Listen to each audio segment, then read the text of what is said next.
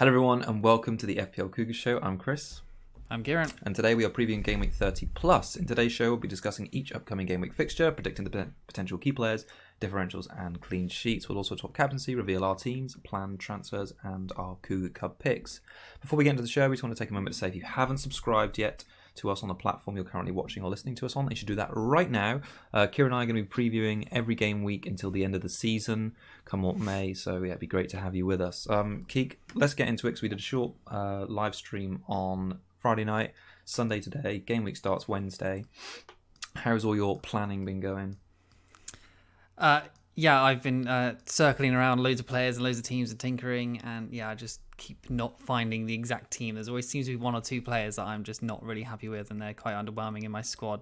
So yeah, just trying to find the perfect balance, which seems to be hard with the big hitters that I want and everything. And yeah, I seem to really want Alonso, but I don't know if that's in that I'm trying to shoehorn him in for some reason, but maybe I just need to forget about him at this point because it's his funds are just taking up too much. But yeah, I'm fairly happy with the squad that I've got like currently or proposing, but yeah, still possibly looking at 3 mids from City and all that sort of stuff. So yeah, change is still to come. Well, let me bring that up on screen. So at the moment, you, like me, haven't made any of your transfers yet. I've just sort of set my team up how I think it's going to look. You've done the same. Probably the noticeable difference between the two of us is you've gone really heavy up top at the moment. So you've sacrificed Salah, who you do have, and you've used that money to get Aubameyang and Aguero, whereas I've kept Salah for now and just opting for one heavy hitter and Aguero up front. I think that's probably the bulk of the difference. You've got Doherty in at the moment. I guess Doherty could easily be Alonso. Both got good fixtures there. Still a few days to go. Should we just start by chatting about the fixtures themselves, and then we can pick up on the players we've got on our teams as we go through? Cool. So the first game we've got Wednesday, 6 p.m. Funny start time is Aston Villa hosting Sheffield United. So I believe we're both pretty set on the triple up in Sheffield United defence, although you've not got it on your team at the moment. Yeah, I don't know. Like if I've got like say McGinn and Grealish both in my squad, do I really want a Sheffield United triple up in defence? Like that seems a little bit backwards, but it's a double game week. Maybe I just need to forget about that sort of thing. But yeah, Flex seems to be okay. Like we said in the preview or the stream on Friday, he is a bland pick, but he does take corners. He scored 2 in the reverse fixture, I think. Yeah. So yeah, he's not without some threat and goal threat. So and he sort of fills a spot where like that 5 million-ish bracket, there is really no one else to pick anyway, other than maybe Saka. So yeah, he's got a double game week, so the base for him is 4 at least, I'd guess. A couple clean sheets, he could be getting at least 6 to 8 points maybe. I think that might be all right from him. Yeah, that sounds good to me. I mean, we talked about it sort of at length about Lundstrom, and just to mention it again, so in that last game before the break, he'd had an assist, 4 shots, 3 of them in the box. Also, he got an assist, like you say, in that game against Villa earlier in the season. He looked good before the break, so he'd only played 150 minutes of football in the last 4 games, but he'd had 7 shots, 5 in the box, which was the highest after all the players bar Sharp. Scored 2 in that friendly recently. I don't know, is he playing in the back of your mind? He's talked, or all the stats and the goals in the friendly have basically cemented him in my team. I think if we get early news that he's starting, then yeah, I will have him. Too hard not to include. I think just the fear, because he's still highly owned, as you say. So, yeah, I think if he starts the first one, he'll probably come on at least in the second one. So he's going to get, like with the City mids, I suppose, like 120 minutes, 90 minutes across both, maybe. Yeah. You'd probably expect him to get something in these 2 good fixtures for them. So, yeah, with him being like just behind the strikers, part of a front three almost, he's dangerous. So why not? Let's be honest. No, definitely. I think the safety picks, obviously, the central defenders in Egan, Basham and O'Connell and Henderson. We know that now that United have said he can stay there for the remainder of the season. He looks assured to start both those games in the double. He's obviously a little more pricey, 5.3 compared to Egan and Basham and Connor, who are like 4.6 and 4.7.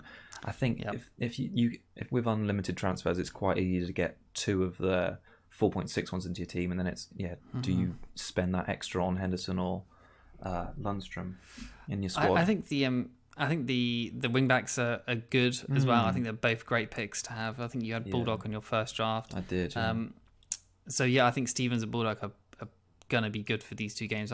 They don't really rotate much. I don't think they have much competition for those in those two places for those guys. So they've sort of been used to this sort of system of defending hard, and I don't think he'd want to change it over these two games. No. Or much at all over the rest of the season. So it's the fringy players of Lundstrom and the players up top that seem to get rotated, not the defence. So Stevens and Bulldog I think both have good potential for assists and possibly goals. Stevens scored I think 2 this season. So if I can sort of fit one in, which I think I have in my last draft of Stevens, then I would like to if I can. Yeah.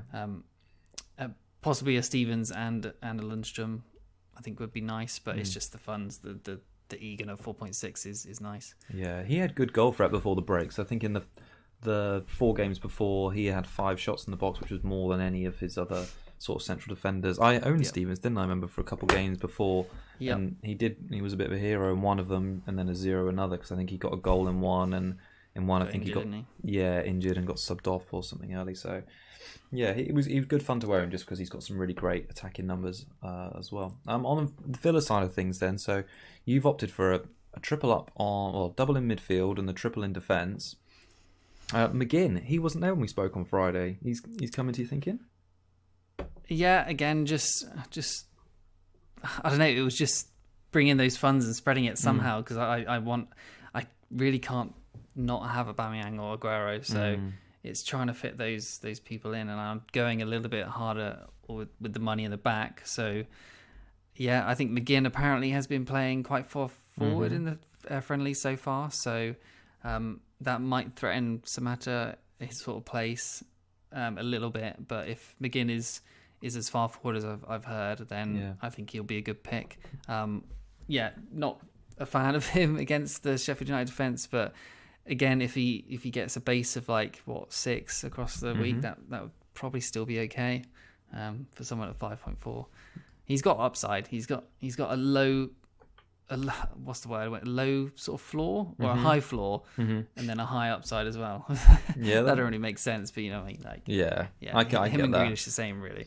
I mean, looking at their stats from before, they had an XG of 2.3 in their previous 4 games, and they only scored 2, which was dead last. Do you think McGinn's the sort of player that's gonna, I don't know, energise them a little bit? I mean, they are fighting for their lives, and these 2 back-to-back home games is a good way to kick them off. Yeah, I think I saw on Twitter or something that their XG was up by at least 0.5 when McGinn was in the team compared to when without. So he obviously has an effect for them going forward. So I think he was close to being fit back pre-lockdown as well. So I don't think sort of fitness or injuries should be an issue for him. I think he'll just slot right in and play both the games, to be honest. Yeah. But stats wise for Villa, it was pretty shocking towards the end of the season. So the last 4 weeks, they didn't have a clean sheet since week 13, which was horrible. So target, I'm very not sure on at all. So since week 13, they had conceded 2 or more in every week, bar 3, which was 16 weeks overall. So in only 3 weeks they conceded less than 2, so that's pretty awful. Wow. So attacking wise, they had the least shots of all teams with 26, and only 6 on target in 4 weeks. Joint least big chances with 3, least key passes of all teams with 21, and they were 16th for big chances created. So pretty poor at both ends. Maybe because they were missing McGinn and all their sort of creativity he brings. But I think they've got to be up for it. I could see Villa possibly scoring in both games. Okay. Because fighting for their lives. Chelsea could be lax at the back. Who knows? I can see them. They've not been great defensively all season, so I think they can score in that game. Even though I'm talking up Alonso all the time, but an Alonso brace seems more likely. Yeah, I think one player we can definitely agree on from the Villa side is Grealish. I mean, it seems like an absolute no-brainer, doesn't it? 2 tough games, but like you say, Villa fighting for everything.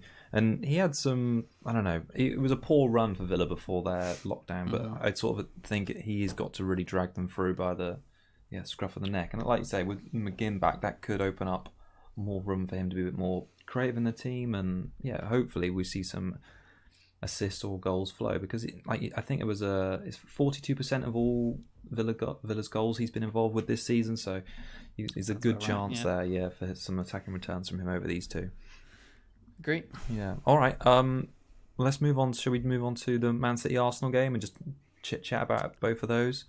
Yes, let's do it. So Aubameyang's got a flip from you. The stat which put me off him, right? So I was doing a bit of research. So in the away games Arteta's managed so far, Aubameyang's not been in the top 10 forwards for shots in the box, nor expected goals. City and even Brighton are ranked first and third for the least big chances conceded at home over the past 10 game weeks pre-lockdown.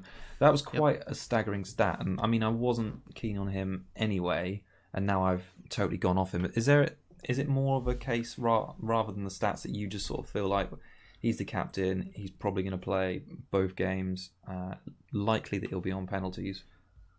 Is that what's tempting you? I did a bit of research as well, just for this in your sort of court, or ball in your court. Okay. Of just like, I looked at Sarr, like Barnes, all these sort of other sort of players, and they all had better stats than Aubameyang, right? Wow. Yeah. And it's just like, he's 11.1 million. How on earth are we going to pay that much for someone like Sarr has better stats than him?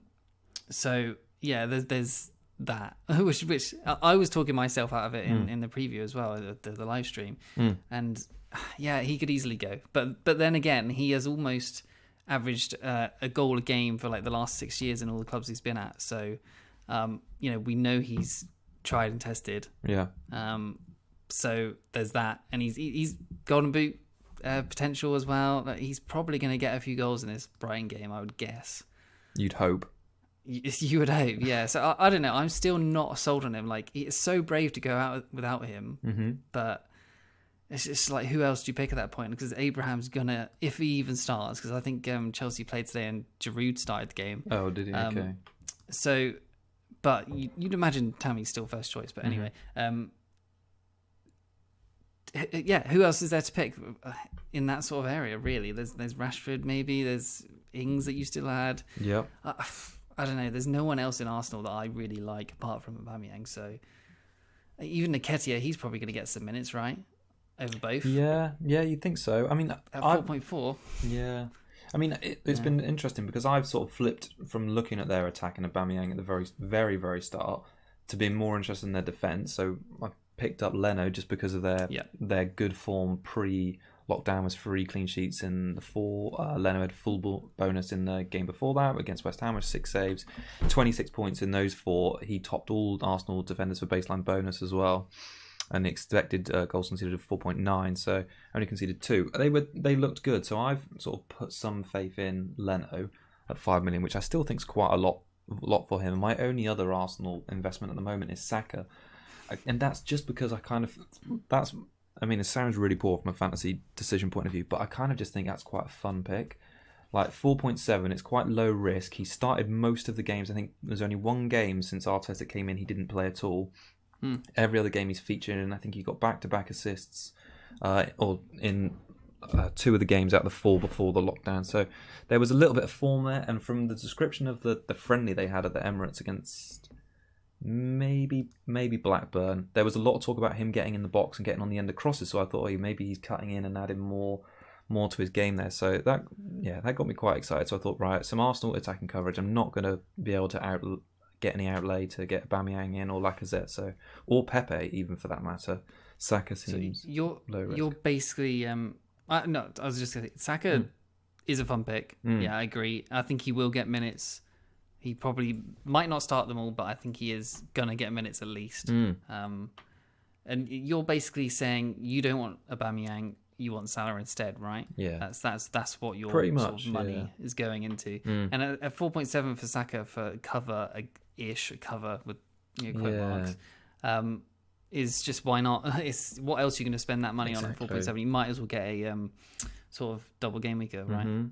At that point. Yeah, well, there was nothing else like around that sort of value, and the decision that swung it, like another player in this game, I've noticed as well since then, you've not thought about it much, was Mahrez, or a second City mid. So I've sort certainly of looking at him. Yeah, I moved my thinking back into defence for City. I just thought, well, can I get 3 players in the City squad, one from potentially each position? I'm going to include goalkeeper and defence. Yeah. Just goalkeeper, mid and forward, who I can rely on. And you know what Pep's like with his rotation. Whilst Mahrez is probably going to pick up some points, I just can't trust starting both. And I think I'd rather spend that money on Salah, who's guaranteed a definite 90. Well, I've got some things here that say City have won the last 6 in a row versus Arsenal. Okay, mm-hmm. Yep. They've scored 17 and only conceded 2. Wow. And Sergio Aguero scored 5 of those. Mm-hmm. Okay, so, well, that's quite good. Yeah, only conceding 2. That's the big point. Yeah. So that if they can keep a clean sheet against Arsenal, you're probably going to back them to get a clean sheet against Burnley as well. Well, I've also got here City won 9 of the last 8 games versus Burnley. They've scored 28 and only conceded 6. So, wow. Burnley have scored way more than Arsenal have in 2 more games there. So, I think you need to cover the defence. Like I said in the preview of the live stream, I think they could get 2 clean sheets. Yeah. And if I do think that, then probably shouldn't go Aubameyang because it's a proper waste of money. Because then you're just getting in for one away game against Brighton, which, if I recall right, they didn't have some great stats against. I think they'd not won in the last 2 visits to the Amex, but they have scored both times, and both times was Aubameyang, so he's got a good record there. But Arsenal necessarily not good at pulling out the victory there. Yeah, is it 11.1? Would you pick him if it wasn't a double versus Brighton? If it was just a normal game week, no double, and you have a limited transfer still, would you go for Aubameyang versus Brighton? Probably unlikely, depending on what if the other fixtures were, but yeah, quite unlikely. Yeah, Fair enough. Something to think about for you until the deadline. It's such a difficult one. It's been the thing with Aubameyang for the last 2 seasons. Like his price is expensive. He does score goals. I think he's the 2nd highest overall scoring forward in the game. But it's just like, can you rely on him to perform for you? Which is a strange one because you want to be confident that you can put the captaincy on a player that's priced 11 point. You say it's 11.1.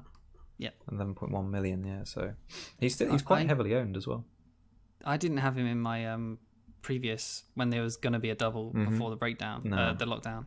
I didn't have him then either. I didn't expect him to do much against City and Brighton, so I'm thinking the same thing really. Yeah. At this point, but I just have him in at the moment just because I wasn't sure. I wanted Salah. I may as well take a double game week, but yeah. There's still ways to go. All right, so on to let's move on. Was there anything else you wanted to add on the City front? I mean, we've kind of talked about Aguero in the other match, Sterling and all that lot. But yeah, Aguero, captain, I think is nailed on. Most explosive player in the game, I think. So yeah, Aguero for me. But... Yeah, I've got sort of come around to that thinking. Like, I still think De Bruyne is safer to start closer to the 180 minutes across both the games. But like you say, Aguero could have just hit a hat-trick off no problem in that game against Arsenal. None of us would be surprised about it. So it'd be a shame to miss out on that. That's where, in his 5 goals against him in the last 6 games, 3 of them came in one game. So, you know, he has that ability. Right, let's move on to Norwich against Southampton. That's Friday. This is the first of like what would be the single game week games. Obviously, it's so difficult to give proper preview or analysis yet because you hardly get any information from all these like friendlies that are going on, and all this data from before lockdown is, like you say, it's quite old now, but. Yeah, we'll try our best to just talk about what we saw back then. So, I think Southampton point of view, one I want to talk about was Danny Ings. So I'd kept him in my team, and I talked about having him after this because I thought Southampton might be involved in that relegation scrap.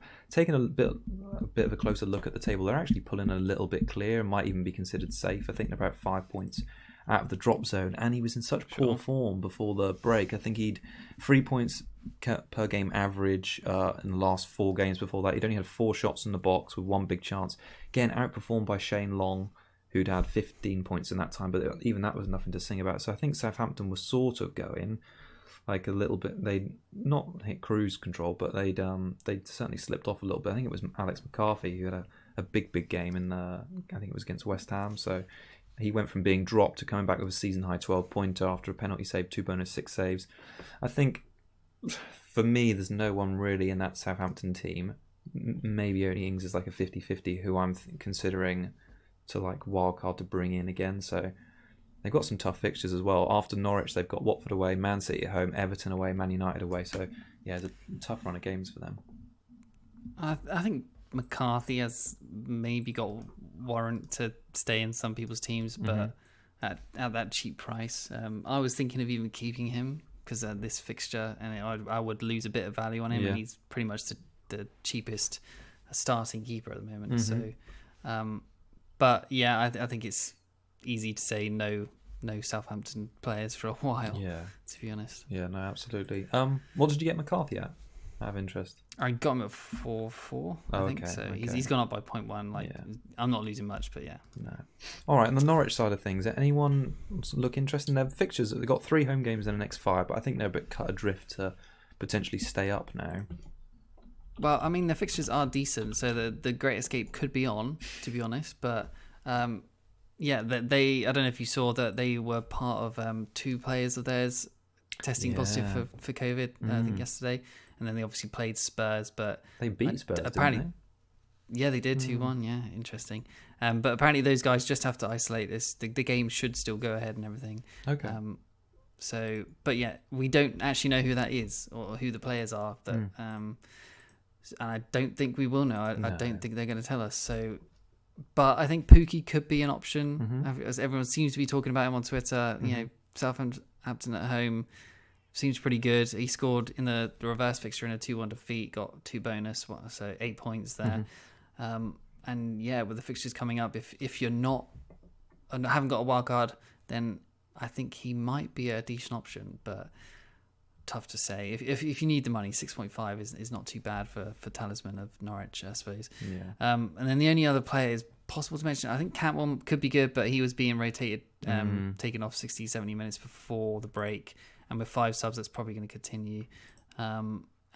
Is Cruel, who was going to mention, 4.5 million, 2.5% owned. Only actually missed 2 games all season, which I actually thought was more. And he's only 5 points behind Ramsdale in the top scoring keepers, which is all right for a team, last. Yeah. But he could be an all right pick to the end of the season because he's pretty much nailed on. Possible bench option at the 4.5, maybe if you want to rotate, but. Cheap, nailed on option. Yeah, definitely. Yeah. No, interesting that he's he's got that many points for a 4.4 and he's still like at that sort of around that sort of 4.5, 4.6 price point. So yeah, it's good. All right. Friday, we've got 8:15 kickoff time, another strange time, which seems like we're going to have a lot of. We've got Spurs welcoming Manchester United to the Tottenham Hotspur Stadium. There's quite a few players in this one we'd be interested in if it wasn't for this fixture, I think, because there's a lot of interesting things going around. Obviously, Ali's going to be missing because he's been banned for 1 game from some racist tweet or something, maybe a Snapchat video, I can't quite remember. It was a COVID tweet or something. COVID tweet, oh right, okay. Yeah. So he's been disciplined and missing 1, so which players have you got your eye on in this one? Because I think after the Gameweek 30 plus, both of these teams become great options. They've got some good fixtures. I don't even think it's the worst option for United this week, to be honest. Okay. I think you could feasibly pick any one of the United players and they could do well this week. So Spurs haven't been defending well for a while. Yeah. So yeah, any of the United attackers could be good. I think possibly stray away from the defenders because I think they'll probably at least concede.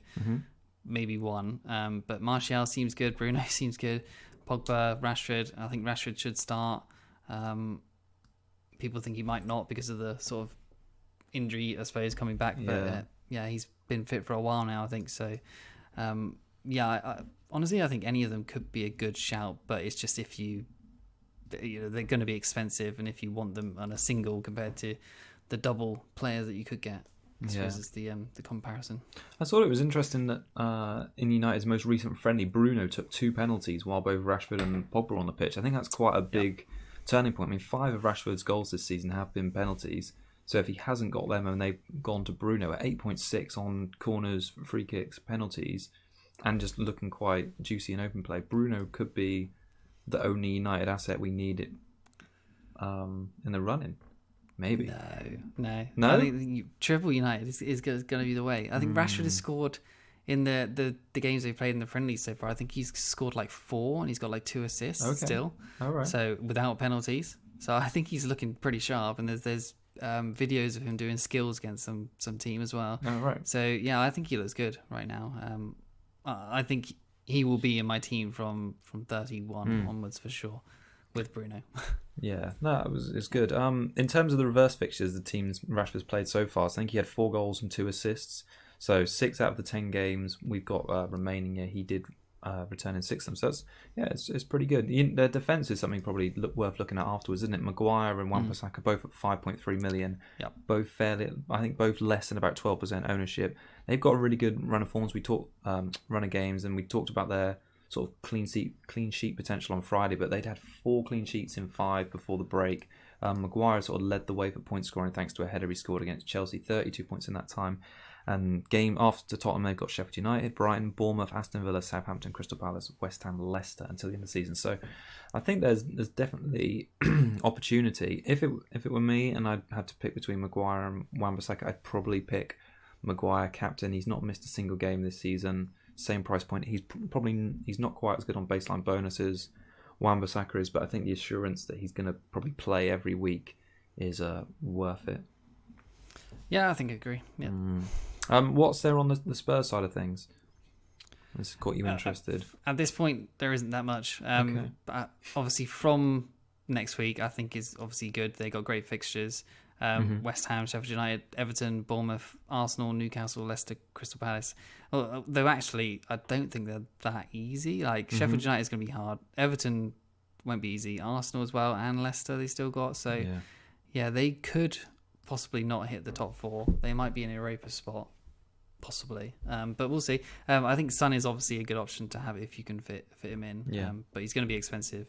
But he is explosive as well. So yeah, I'm excited to see how they turn up against United, really, and then judge from there. Yeah, definitely. I think Son could be one for me to keep my eye on. I think Mourinho's they just got one objective now, haven't they? With Kane back and Son hopefully firing, I think they've got a good chance of. Like you say, I think it's been difficult to get Champions League, but they've certainly got Europa League competition to aim for. All right, on to Saturday. Lunchtime kickoff is Watford against Leicester. Now, Harvey Barnes makes it into your team at the moment. He's someone that before the break had a bit of a upsurge, didn't he? Again, was it a 16-pointer I think he got? 19 pointer. It was pretty massive. He's 6.1 million, 3.8% ownership, and only 6 points behind one Raheem Sterling for the season. So yeah, he's really sort of had a turnaround. The second half of the season's been better than his first. You quite confident owning him in this one? Not really. He has less good stats compared to Sarr. I haven't written every single one down, but so he's just in there because I think he's in a better team than Watford. Mm-hmm. Obviously Maddison, Vardy, and all that around him. Yeah. Compared to Sarr, who's only really got Deeney, who's not actually going to play, and then Doucouré and stuff like that. Like he's not in the best or most creative team. Mm-hmm. So yeah, it was just that spot I wasn't sure of. So if I'm not going Aubameyang, if I don't go Aubameyang, so I could upgrade Barnes to someone. So he's definitely not nailed on, and I couldn't afford anyone higher than him. So yeah, at this point, I like him. Mm-hmm. I like the fixture, but I'm not nailed on with him for sure. That's fair enough. I mean, who would you like at that price point as an alternative? At that price point, I think he probably is the best. Okay, but there is Sarr. I think he could do well at the same time. Between those two, it's really hard to pick. But yeah, I don't know. What about Mason Mount, Kieran, against Aston Villa? What about Chelsea coverage? See, I prefer. If Alonso is going to start, I would like Alonso instead. Right. And then Tammy, I think, has better options to score. I don't think Mount ever really has Hall of potential, to be honest, whereas I think Barnes and Sarr do. Right? Yeah. I think Mount is like possibly a goal or an assist like per game. I don't think he's ever going to get 2 goals, 2 assists, like that sort of thing. Go make it crazy. Yeah. No, I totally understand your reasoning there with that one, actually. Yeah, it does feel like that, whereas Sarr and Barnes probably more important to their team's attacking outlay than Mount, like you say. He's more of a creator rather than a hauler. All right. I think Vardy's an interesting one. So I mean, I had him in my team for a long time. Got rid of him just before that. Just for Aubameyang, just before that game he went and scored. What was it? 11 pointer. 2 off the like bench. That? Yeah. Yeah, off the bench. So that was brilliant. After holding him for so long, just a bit like Maddison, who'd had like one return in 10 trillion years. He'd had 7 touches, 2 of them shots in the time he was off the bench. Is he someone you're going to look to get back in? He's obviously leading the way for the Golden Boot between until the end of the season. Could you envisage a front line with Rashford, Vardy and Jimenez in it? That's literally what I had before. That is what my team is now, okay. I suppose. Yeah. So yeah, I think that's probably what I'm going to go back to as well. Like I like Aubameyang after this for like 3 good fixtures in a row, I think. But the Vardy, who's chasing Golden Boot, and I think in a good team who's looking to secure the top 4. Yeah. Possibly Vardy's only ever chance to get a Golden Boot, maybe. Yeah, maybe. Or last remaining chance. So yeah, I like Vardy a lot. I think he's just going to hit the ground running, to be honest. Yeah, so definitely. I like this fixture for him as well, but it's just being able to fit him in is really hard at this point. Yeah, for the longest time, I sort of thought he would be in my sort of bench boost for this week, but I've just sort of seen sense to go Aguero over him now after being really reluctant on Aguero in the first instance. But yeah, Vardy afterwards, for me, I'm really keen just to front load between now and the end of the season. So I think Vardy, Rashford, Jimenez, maybe Aguero players I'm going to look at to see if I can fit in. All right, so their fixtures are decent as well. Yeah, they are good. Yeah, so after Watford, they got Brighton at home, Everton away, Palace at home, and Arsenal away. So yeah, some decent fixtures for there. It's just that I suppose what put me off for a little bit was how long he went on that drought for. I think it was game week 18 to 29 to then still be leading the way for the Golden Boot. It's quite amazing, isn't it? Really. Yeah, he was just like niggly injury for ages, wasn't he? When he was kind of like not starting or being benched, and so I think that's what held him back. But yeah, if he's still top goal scorer, is kind of crazy, really, isn't it? Yeah, definitely. Yeah. All right, Brighton. There isn't a whole heap to say about them, but they play Arsenal. We've already covered Arsenal, so that's a Saturday 3 p.m. game. I don't know. They looked like they were slightly underperforming their XG before they went on the break. They'd had an XG of 4 and 2 scored and expected goals conceded. They should have conceded up to 4.6 with 3. But yeah, there isn't really. I feel like they're in a strange position for the remainder of the season because they're safe and none of their players have been that exciting this season. I say they're safe. They're only 2 points in front of Bournemouth, who were in the last relegation spot in 18th. So maybe they're not quite safe. But I don't know. Yeah, is there anyone from them interesting? Not really, to be honest. But I think they'll make it a hard game for Arsenal for sure. Yeah. I think Aubameyang could score 1, and if he's blanked in the other one, and you can spend the funds, then I think that probably says it all. Yeah. Yeah, I think just move on. There's not much to talk about. No, I'm not interested in them, unfortunately. All right, so still Saturday. We've got a 5:30 kickoff. West Ham welcome Wolves. I've just been so keen to have some Wolves assets in my team. You've got Doherty, so I mean, he was a man possessed. So I think 6.3 million he's up to now. He had 34 points in the last 4 games before the break. 2 big chances, 3 clean sheets. He was the second highest scoring player for the whole of the game in that time. And he just looked really, really good. So how do you fit him in? Do you fit him in now, or do you keen to get him after this one until the end of the season? They do have some good fixtures right up until the very end. Only play Arsenal and Chelsea, I think, traditional top 4. Yeah, I think you get him now and you keep him. I had Bolly. I'm tempted by the double up, but not for this week because obviously I'm unlimited transfers. But yeah, for the rest of the season, I like it a lot. He had from 25 he had 6, 6, 10, 12 and 6, so that's consistent. Yeah, consistency of like a top goal scorer as well, like that. Yeah, he plays like a striker.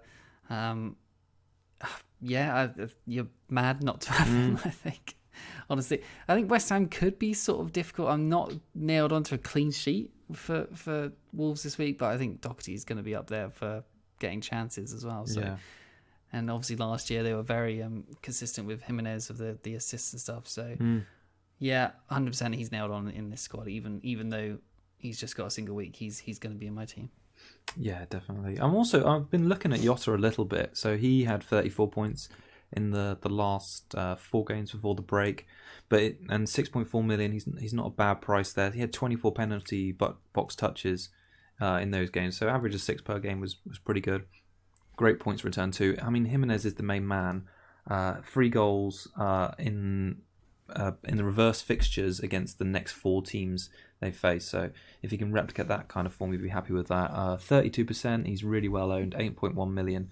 I did see that his wife, girlfriend, 8 months pregnant. Kieran, does that make you a bit worried? Yeah. So 8 months, like it's fine. He's gonna have He'll miss like 2 game weeks maybe because of how quick all the turnaround is. Yeah, I think he's fine for at least now, and then we'll get to that stage if it has to. Yeah, I love how much childbirth affects FPL. Everyone loses their shit. Everyone's like, oh my god. Okay. On the West Ham side of things, anything there? Again, they're another one just like floundering around. I'm just like, bleh, no. Yeah, it's I think Bowen was doing all right before the break. He was okay, but then Antonio was possibly one to mention. He was doing well as well, like 6.9 million. It's expensive. It's really expensive for him. He should be around the sort of Barnes mark, I think, of like 6 mil. But anyway, like he was playing out of position as a second striker with Haller at the time, and then he had the XG of 2.30, which was the second of all mids at the time, which is pretty good. And he had 6 big chances in 4 weeks, 7 key passes, 3 big chances created. And that's pretty good. Yeah. Like honestly, if you're looking at anyone else other than called Antonio, you might be thinking, wow, I need to get this person in. But only Ali had more big chances in the last 4 weeks than him. Wow. Mane only had 2. Martial only had 2 big chances. Bruno 1. Sterling 1. Salah had 0 big chances in the last 4 weeks. So, he could be a differential if you fancy him against Wolves. But I'm not saying definitely go for it. But 0.8% owned, probably lower than that by now. Massive punt if you fancy it. That would be balls right out there, Kieran. Not sure I'm going to join in on that one. All right. Any more to add on West Ham? I'm just not. Again, another team 2 points outside the bottom 3, and they've conceded the 4th most goals this season with 50. I kind of feel like if the right Wolves team turn up here, they could score 2, 3, 4 goals maybe. Yeah, that 17th spot is going to be interesting to who goes down this year. Yeah, definitely. Yeah. All right. On Saturday at 7:45, the BBC have got the rights to show a Premier League game for the first time for God knows how many years. They get this Dross fest. They get Bournemouth. I say that one of the previous seasons wasn't there like a 4-4 or 5-4 or something at Crystal Palace a couple of seasons ago. Yeah, it was quite a good game. But yeah, Bournemouth against Palace again. 2 teams who have got very little interest for me because neither have a double game week and we don't know how any of their players are going to be. Before the break, Andre Ayew had been of interest. He'd had 3 attacking returns in 5.1 million. He actually made it into one of my drafts earlier in the week, so I was like, okay, he could be an enabler up front, and he's got a game against Bournemouth who are naff defensively. Because in the previous 4 weeks before the break, Bournemouth had an XGC of 9.4 with 9 conceded, which was the second worst in the league. So I thought, well, if there's any rough defence this week, it's Bournemouth. And I was in a bit of form, and he usually plays 90 minutes. So I thought, well, there's a guaranteed 2 points from a 5.2 million player, and he could nick something. He's on TV, kid. He's on the BBC. He's going to want to score. Yeah, millions watching. Yeah. Exactly. Millions of lockdown people just tuning in. So yeah, he was of interest. PVA was their most informed player on the Palace side, with 30 points in the previous 4. They're expensive though, Palace assets. I think he's 5.5 million. Guaita was the next best informed, was 5.1. It's really expensive, and they got some rough fixtures after this: Liverpool, then Burnley, Leicester, Chelsea. So yeah, tough run for Palace. I've actually had PVA in a few of my drafts in that slot where Alonso was possibly going to go. Yeah. If I just needed a bit, I wanted an attacking fullback that's a bit cheaper than Alonso, then PVA seems like he could have been a good choice. And obviously he was on pens with Millie out. Yeah. Obviously, I assume Millie's back by now, but so that's a bit of a moot point. But takes free kicks as well, corners. Like Zaha this time has a good sort of relationship with him, doesn't he? And Zaha's looking to get sold again, and he always comes to life at the end of the season. Yeah. So even Zaha might not be a terrible pick for this week on a bench boost. That's 6.8, I think. So there is options in that Palace team actually. Yeah. But it's just if you want to go mega ballsy. Yeah, they never score many, so they've only scored 1 in 4 away games against Bournemouth. So they've only scored more than 1 twice in the last 15 games. So if you're getting them, I think just be prepared for a 1-0 scoreline, or a 1-something scoreline, I should say. What do you think about Callum Wilson this week? Yeah, he's an interesting one, isn't he? Like, he's still so expensive for me. Like 7.4 million, I think he is, and I mean Bournemouth need to score, obviously in a tough position. I don't think they'll go down because they've got some good players. I think it's gonna be one of them. Watford, West Ham, Brighton. They seem like the suspect ones. I kind of feel like they're a better team than West Ham. So, I mean, the table doesn't show it right now. So I don't know. What do you think about Wilson? But yeah, low owned, but he's a bit of a big troll. But I think that's probably when he comes alive. When nobody's really thinking about him, he comes in and does really well. So, yeah, you could. It's not out of the realms of possibility. We see a brace from Wilson this week. Yeah, he's always got a good assist and goal potential with him. His assist and goal threat numbers are always fairly high. So yeah, there's different avenues for him scoring. So he could be a good one. It's a shame he's not on penalties because I think that would make him more interesting. But because there's always King hanging around, it's difficult to back him. Assuming they stay up, he's probably going to go way down in price next year. Probably like a 7 mil, maybe 6.5 yeah, starter. I hope so. That could be good. But yeah, someone who I thought, if he was cheaper, and I can't believe he's still this price, is David Brooks, 6.2. And obviously he's been out for pretty much the whole season, but he's back. Fraser's not signing a contract, so he's not going to be able to play the extra fixtures in June and July. Yeah. So David Brooks is probably going to come straight back in, fit again. We know he's talented, has whole potential in him as well. 6.2 million. It's just such a shame he's so expensive. Yeah. He's not played a single minute this season. I just checked. Yeah, if he was around that McGinn price of 5.5, then I would be so interested in him for this game. Yeah, it's a shame what's happened to him, really. Like, that pricing is ridiculous. I mean, Fraser was fairly high. Harry Wilson has been sort of like the good price point for Bournemouth, 5.8 million. Yeah, He's at 84. He very rarely was completing 90 minutes, though. I think in like his last 10 odd starts that he'd only had one game where he completed the full 90. He has 7 goals for the season, 1 assist, so he's got some good numbers, and he's their best performing midfielder. But yeah, it's a difficult one. I do think this is the kind of game, because it's on the BBC. I keep mentioning it, but I kind of think the players will be a bit motivated by that, like more so than a normal televised game, because it kind of means something, and they know like a lot of people who wouldn't normally watch football are going to be tuning in. Would they generally care about that? I kind of think they would. Like, it's like a Saturday night telly. Ant and Dec aren't on. What are people going to watch if they're not watching Ant and Dec? Bournemouth against Crystal Palace, Kieran, exactly. And if they see Gogglebox Box probably starts at 8 o'clock. Oh God. Well, I can see the first 15 minutes. Harry Wilson's got that long to score a couple goals. Yeah. All right. So we're in for Harry Wilson and Callum Wilson for this week. Yeah. Yeah, exactly. All in. Nailed on picks, everyone. Captain, go. Bench boost them. Okay, so Newcastle against Sheffield United is happening on Sunday. Another funny time. Oh, no, it's not that funny. 2:15 in the afternoon. We've already talked about Sheffield United. On the Newcastle side of things, I'm going with Lascelles because I like him, and they've got such a good clean sheet record. They've got 4 in their last 7 games. Yeah, I think they look good. Is there anyone on Newcastle side? Is that just money wise? Because you did big up Fernandes before. Yeah, I did, but it is money wise. Yeah, but I do like Lascelles, and I can fit him in the team. So he's still in my. He's been in my team since like game week 29. I had him in since then. So he's survived my end of season transfers and my unlimited ones, and he's going to make it into the bench boost team. So yeah. Do you care that he's just a single weaker? Not really, no, because there's no one I can afford at 4-3 to replace him with, and I also kind of think it's a good fixture because they're good at home. Yeah, they've got a really good record at home, haven't they, this year? Yeah. Don't get me wrong. If I had the extra, I think it's 0.3 now. I think Fernandes is 4.6. If I had that extra 0.3, I'd upgrade just for that goal threat and the bonus. So yeah.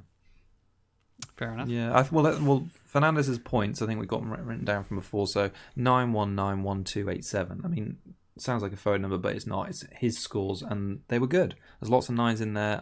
He usually gets bonus when they get a low-scoring win. And I think after the Sheffield United game, they've got Bournemouth, West Ham to come. So they've got some decent games, and I do think one of the Newcastle defenders are going to be in my squad for 31 plus.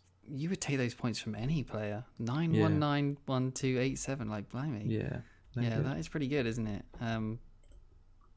I can't remember exactly what their fixtures are long term, but I know I think they've got 4 home games for the remainder of the season. I did think, okay, they look good. Yeah, I think the next few are good. Yeah, so they got after Bournemouth away, they got West Ham home, then they got the tricky one against Man City. They got Watford, Tottenham, Brighton, and then they end with Liverpool at St James's Park. So yeah, I think there's at least 2 I could see 2 clean sheets there. So yeah, good. Cool. Anything more you want to add on Newcastle? No, I think they're attackers you probably just stay away from on this point, especially this week and probably the next few. Yeah. All right, so Villa against Chelsea is the next one after that. So that happens Sunday. That's the 21st. It's 4:15. Chelsea obviously travelling to Villa Park. Let's have a little bit of chit-chat about Alonso then, because he, like you say, he's been in your thinking. He was man-possessed before the break. Is that basically what's made you go, hello? Well, just because I thought Emerson is very out of favour.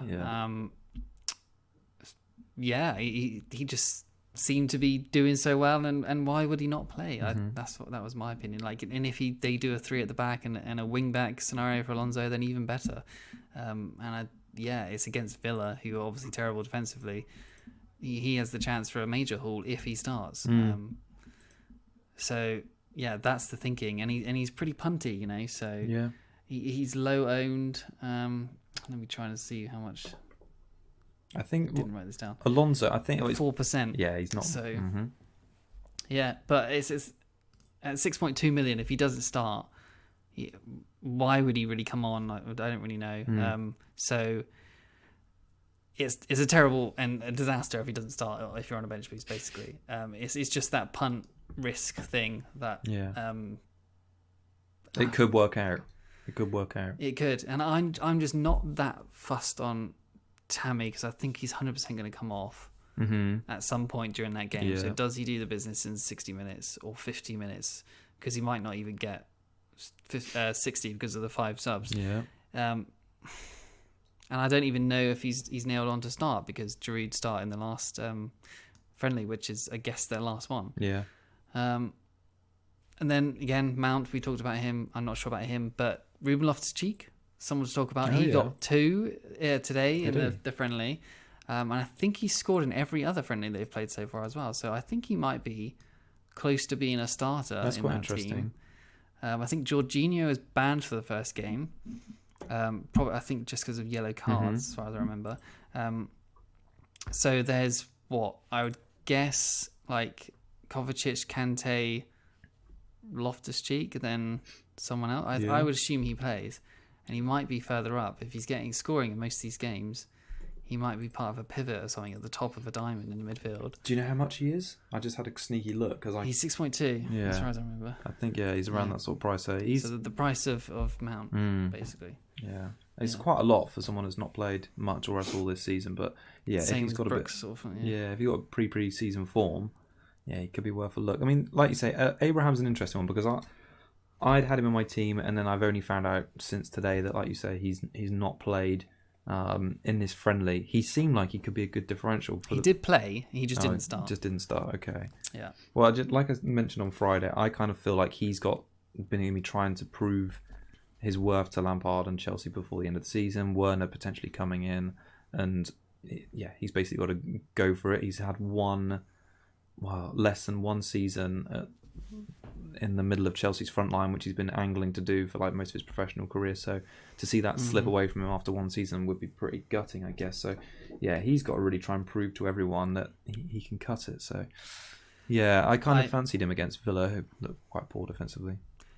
I had a look for across strikers for the whole season of big chances, and he was like top by at least like 4 or 5 big chances compared to all the other strikers. So they obviously create a lot for him, but he's just not clinical enough. No. And is he going to have topped that or put that to bed during the lockdown? I doubt it. So I like him, but it's just, is he worth it? Yeah, really? I'm a bit worried now you say he hasn't started, so I might need to look in that. But he just seemed like a nice price point at 7.5 million against a Villa team who we know struggle defensively. I think whoever starts, Giroud or Abraham in that game, is going to get some attacking returns because, like I say, Villa have been poor. If Abraham comes on with the last 30 minutes, Yeah. assuming he doesn't start, that's still not bad Not for the him, worst I thing in guess. the world, no. Against a tired defence, if they've not got the game wrapped up, who can Yep. say? All right, so Sunday, 7 p.m, another strange time, is the Merseyside derby, which is going to be really odd in an empty stadium. Dominic Calvert-Lewin was like the talk of the town before the break. Is he someone you've thought about? Because Everton's fixtures are sort of a bit mixed between now and the end of the season, but after this one, could he be a player you think about long term? If I need money, then yes, I think he's looked good. He's looked good under Ancelotti, hasn't he? Yeah. But yeah, my three is probably going to be Vardy, Rashford, Jimenez, as I said before. But yeah, if I need money from possibly Vardy, who's maybe not performing, or Rashford hasn't hit the ground running, then yeah, he would be the one that would definitely come in, because I think their fixtures are actually pretty good, aren't they? Yeah, I've thought that the Liverpool one sort of put me off, and I know they've got Tottenham away in a few weeks, but otherwise they've got games against Norwich, Leicester, Southampton, Wolves, Aston Villa, Sheffield United and Bournemouth, so there's the majority of bottom half teams there, so I think it's a good chance for him. A team with nothing to play for, but we saw last season when they had nothing to play for, they were ruthless at the end of the season. So he's definitely an option. On the Liverpool side, we all know about all their key assets now. We're both probably keeping Trent until the end of the season. Mane and Salah, it was really similar before the break. So Mane had actually outscored Salah in the last 4, 28 points to 21. He'd also had 2 big chances to Salah's none. Salah had a ton more shots in the box, 12, and a slightly higher XG in key passes. It was just one of those sort of the ongoing things this season.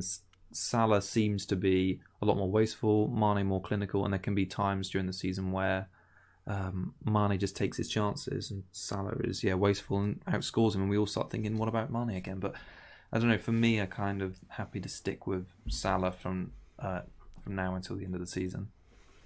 To be honest, I think Trent and Mane might be the better option, just because Trent crosses into Mane. Okay. Yeah. You know what I mean? Yeah, He's always on the end of the cross, and Mane seems to love a header, so those two as a combo could be really effective. But yeah, Salah is possibly the only other person in the game that could rival Aguero's explosiveness, possibly. Definitely. So, yeah, but I can't say it this week. These sort of Everton-Liverpool fixtures are usually quite tight, I would guess. That's why I think Liverpool have a good chance of a clean sheet. But goals-wise, I'm not sure a lot's going to happen. But I don't know, maybe they can come back like Hoffenheim in the Bundesliga and get trounced like a mid-table team, get just being absolutely terrible after the break. But that would be cool. That would be. But you never seem to have much luck with Salah, so I'm sort of suspecting him not to do that well. I mean, I was thinking before doing the recording about like what's been my worst move. When we were talking about the other day, why have I done so bad? I think some of my worst moves this season have just been with Salah. Like taking him out in August for Mane, probably like a week or two early. I remember him scoring like 2 goals against Arsenal, and then bringing him in a move which took Trent out before that Leicester game, and then keeping him, where Salah did like nothing for 3 games in a row, and I captained him, and then I was so sick of him I didn't have him for the double, had Mane triple captain instead, and got that injury. So Salah's been like a source of a lot of the bad parts of my season this season. And then obviously Trent got that haul as well when he took him out. Yeah. So he's been getting the points, but I've just been spectacularly missing them all. It was the same for me last year as well when I took Salah out before that Bournemouth game. He's just he's just a massive troll, and we should never ever pick him. I know. And Mane's not actually too far behind him. 175 to 168, 11 points overall, which it's not a lot, is it? Ownership's quite similar. Salah I think's got he's 41, sorry, and Mane's 28, so there's a little bit of a discrepancy, or a little bit of a difference there, I should say. Are you worried that he's not played any minutes in these friendlies so far? I actually was a little bit, because I watched the highlights of that game, and do we know if there's going to be another friendly for Liverpool? I would assume they probably do, yeah. Maybe behind like closed doors. Today or tomorrow, something. Depending what we hear from Klopp on the press conference, I'm not afraid to take Salah out and put Mane in place of him. The fact that Mane's played these games and scored makes me think, well, he must be fit enough to start and play the full 90 because they'll need him. Of course. So. Yeah. But it'd be just my luck to just do exactly what I've said I won't do and take Salah out, and he comes on and scores like 2 goals against a tied Everton, and I go, so yeah. I think Klopp has also mentioned that he's probably not going to let up. He's looking. This is like a historic season, not just because of they're possibly going to win their first Premier League, but just because of everything that's gone on, and that the fact that they'd have a chance of like 109 points, which I think is the record of ever, as far as I know. Mm-hmm. So that, and they could even get the 100 goals scored season as well. So that there's records on the line again for Liverpool. So, and with Champions League not starting for quite a while, I think they're out the FA Cup as well. Yeah, they really just have the league to focus on for a while. Yeah, definitely. I think you might laugh, but one of my drafts included Henderson as my sort of like fourth mid, but he'd been playing quite well before the break. 5.3 million. I think in the last 4 games before the break, it was Salah on 21, Trent on 20, and Hendo also on 20. I think he'd had scores of 7 and 13 in the last 2, so I should say, and he'd had 5 attacking returns in the last 4 games. So, yeah, he'd look quite good. And if you're looking for a different midfield budget option you can fit into around your wildcard, then he could be one. Fair enough. Yeah. All right. Don't like it. Yeah. Is there any more we want to talk about on the Liverpool side of things? No. Let's move on. Last game of the weekend is the Man City against Burnley one. The conclusion of their. So it's funny. We'll be sweating from basically Wednesday evening to Monday to find out which City players are going to take part twice in the double. So that'll be fun. So normal Monday night football, 8 p.m. Burnley have been really poor at the Etihad. So like you say, conceded on average 4.2 goals per game the last 5 visits. City have scored 2 goals in 8 of their last 9 home matches. Burnley 6 points off 5th. I mean, very unlikely, but potential Champions League qualification. Imagine the scenes if they did it. On the Burnley side of things, they're one of the teams that I don't know. I haven't really got much invested in. I've had Pope all this season. He's going for the bench boost here. Is there anyone you're going to transfer to Nick Pope on your wildcard after Keek? They do have decent fixtures after City, actually. So yeah, Pope could be an option. Mm-hmm. Watford, Crystal Palace, Sheffield United, and West Ham. Yeah. So I could see a couple clean sheets there. So yeah, Pope is definitely an option. Mm-hmm. And then you would probably keep him for the season. I think their fixtures after those 4 are pretty rough, but yeah, I don't mind him at all. Anyone else really? I'm not really looking at anyone from Burnley. I think Taylor's still a good option actually at 4.2. Yeah. Well, Burnley fans on Twitter seem to think he's still nailed on after the break. Mm-hmm. So yeah, I think he's a good bench option at least. But yeah, other than that, there's not really anyone to mention, to be honest. No, I've got nothing really much to say about Burnley. I think until we know we have some more numbers on a lot of the teams, it's so difficult to include them in a bench boosting like double game week, and then even the fixtures afterwards. So I think we'll know a lot more after this weekend.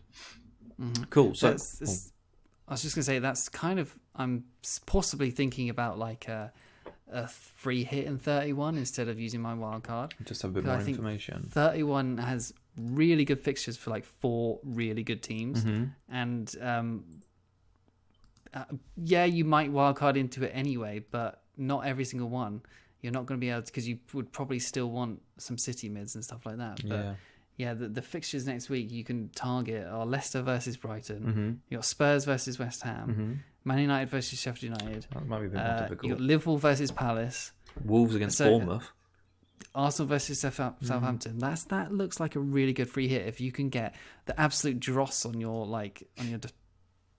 bench and stuff, and absolutely just get all the big hitters for that team. I feel that looks quite good to me. And you got another week of sort of prep for the wild card in 32, or possibly just keep a wild card.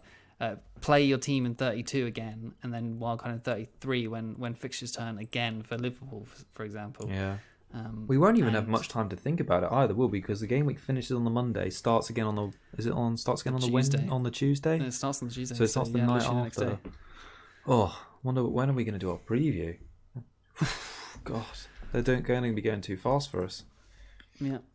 All right. Well, okay. Let's talk about it briefly because we've mentioned it as we've gone on. But the captaincy for this week, for me, I'm going to be flicking between De Bruyne and Aguero from now until the deadline ticks over. Same for you, or cheeky someone else? I think it's Aguero. We actually haven't really heard much about any of them playing any we haven't. behind the doors games or anything from City. So hopefully hear something soon from that. But yeah, I think it's Aguero just because of his history in doubles and his explosiveness. Yeah, no, I'm kind of with you there. Unless Pep categorically sort of says something in their pre-game press conference, then yeah, it'll be him for me too. All right, so we usually do clean sheets. So should we try and pick some out? I think Sheffield United for me are going to get at least one over the 2 games. Probably say I think City get one at least. I think City will pick up one against Burnley, and Sheffield United will pick up one against Newcastle. So those are the ones I'll pick out. Wolves possibly, and I think Liverpool possibly as well. Liverpool, really? Okay. Yeah, I think they could get a clean sheet against Everton. Okay, I think I'm really looking forward to that. That's probably the game of the weekend for me that I'm looking forward to, even though there's going to be no one there. Liverpool or Everton against Liverpool. I'm looking forward to Spurs United, honestly. That would be good as well. Not great for FPL, but just for 2 good teams coming back, just see how they are. Just it's going to be good for scoping, basically. Yeah, definitely. Because they have great fixtures afterwards. So. No, I like it. All right, Cougar Cub pick. That's the last thing to do, isn't it? Yes, indeed. I have sort of mentioned him, so I'm just going to go for it because why not? Okay. Callum Wilson. Oh, Kieran. 4.7% Crystal Palace home. Was not expecting that. What's your backup in case I bring Callum Wilson into my team? Pookie. Okay. So I've already sort of revealed mine a bit earlier today, so I'm going to go Laporte. I suppose if I don't have Laporte playing... Or I possibly pick Laporte. That is still in my idea. I'll pick Alonso and just kind of hope that you don't pick one or the other because they're both at the same price point. Yeah, no, that's fair. Because I imagine you'd pick one or the other. So yeah, probably. we're gonna go 6.3 million defenders on the Cougar Cubs, and then we worked out the scores because it's been so long. But next week when we come back, we'll have all of our regular stuff. So I've manager of the week, Cubs will be back. Obviously our review of our pulling our hair out. And then we're gonna be panicking and freaking out because we were like, well, we've got no time to talk about this game week, and then the next one's gonna start, and that's what it's gonna be like until the end of the season. So we'll sort that out. Cool. All right. That's all from us today. Thank you everyone for joining and listening. I hope it was helpful. It's been difficult because there's not been a lot to go on with latest football and news. So yeah, I hope you find that somewhat useful and good to see our teams. Cool. All right. So until next time, it's goodbye from me and good luck this week. Cheers everyone. Bye.